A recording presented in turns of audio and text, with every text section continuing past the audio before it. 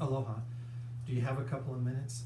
My Bible's open to 1 Kings chapter 17. Love these stories of Elijah. You know, it's a rather fascinating fact that Elijah is referred to more times in the New Testament than any other Old Testament biblical character. And I read these stories of Elijah, and it seems to me at least is that the context and the culture of Elijah's day parallels very much with the context and the culture of our day. But the little story I want to take you to, he's by the brook Cherith. You remember the story well. 1 Kings chapter 17, he's just thundered into the palace of the king, made this punchy, pointed pronouncement, no rain, no dew, until God says so. He goes immediately into hiding. So he's by the brook Cherith. God has said, look, I'm going to take care of you. I will take care of you, Elijah. Don't worry. Your needs are going to be provided for. So he sends him to the brook Cherith. So obviously he has water. What is he going to eat? What is he going to eat? So this is the fascinating thing about the story, because I read the stories and it's another reminder to me, you know, God must have a sense of humor, because look, to me this is just another illustration of how God is not limited in what ways, in what means he chooses to provide for you and for me. He's not limited. So God chooses to feed Elijah with ravens. Now here's the reason. Look, God could have chosen any bird, but ravens? Please. I mean, the raven comes from the crow family. I mean, so you throw a chunk of bread in front of a crow, do you think that it's going to share it with? No. These are little robbers. These are scavengers. These birds, they don't share with anybody. In fact, here's the little humorous part. In Leviticus chapter 11, they're considered unclean. So God chooses ravens. I mean, can you imagine? But I mean, Elijah's sitting there. So he's got the water. He said, oh, so what in the world? How am I going to eat? What am I going to eat? And all of a sudden, swooping out of the sky is this huge raven. In the beak of this raven is a chunk of bread. Comes right down, drops it at the feet of Elijah. Elijah goes, what? This is amazing. This is amazing. I mean, he's still trying to compose himself when all of a sudden,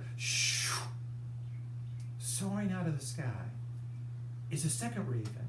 And in its beak is a link. I mean, unbelievable. I mean, it's amazing. I read the story, it's just amazing. God is not limited at all how he provides, how he chooses to provide. So look, one last little thought here, and that is the Lord's Prayer.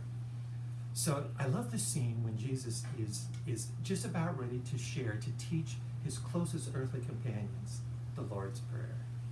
And of course, in the Lord's Prayer is this line, give us this day our daily bread. And I wonder, when Jesus taught that to the disciples, do you think their minds went back to Elijah, the story of Elijah? Because the Bible is very clear that Elijah ate every day. 2 meals a day, morning and evening.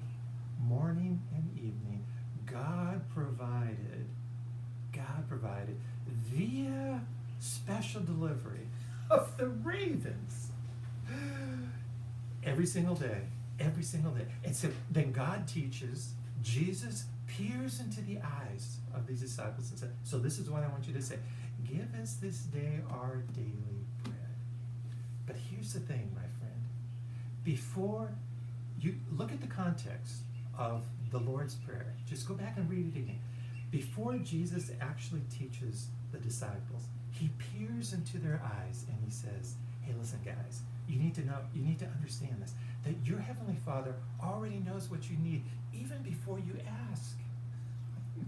Even before you ask, God is already in the process, behind the scenes, preparing to provide for you what you need. And Elijah is a classic example of that. So just remember this today. God is not limited. You cannot limit God. How he chooses and in what way he provides for you. You can't limit him. And who knows? You might even sense a little humor as to how God provides. There may be a raven showing up in your life today So listen, my friends, be of courage. Be of courage. God not only protected Elijah, God also provided for Elijah. And he'll do the same for you today. What a God. Aloha.